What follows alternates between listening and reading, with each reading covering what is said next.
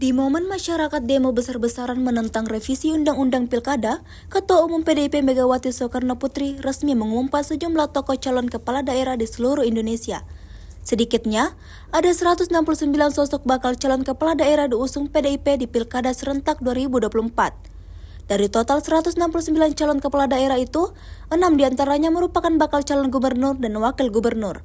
Sisanya 151 diantaranya adalah calon bupati dan wakil bupati. Terakhir, 12 sosok bakal calon wali kota dan wakil kota. Nama-nama tersebut dibacakan Sekretaris Jenderal DPP PDIP Hasto Kristianto melalui online di kantor pusat PDIP, Jalan Diponegoro, Menteng, Jakarta, Kamis 22 Agustus 2024. Berikut ini 6 calon gubernur dan wakil gubernur beserta daerah pemilihan resmi diusung PDIP. 1. Kepulauan Riau, Muhammad Rudi dengan Aunur Rafiq. 2. Jambi, Al-Haris dengan Abdullah Sani. 3. Kepulauan Bangka Belitung, Hidayat Arsani dengan Heliana. 4. Bali, Wayan Koster, Inyoman Giri Prasta. 5. Papua Tengah, Meki Nawipa dengan Dainas Gelei.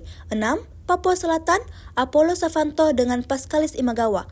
Pengumuman ini dilakukan di hadapan Ketua Umum Megawati Soekarno Putri dan jajaran DPP PDIP. Terlihat hadir pula putra Megawati yang juga Ketua DPP Bidang Ekonomi Kreatif DPIP Prananda Prabowo. Pakar Hukum Tata Negara yang juga mantan Ketua Mahkamah Konstitusi MK, Mahfud MD juga tampak hadir dalam acara tersebut. Download Tribun X sekarang, menghadirkan lokal menjadi Indonesia.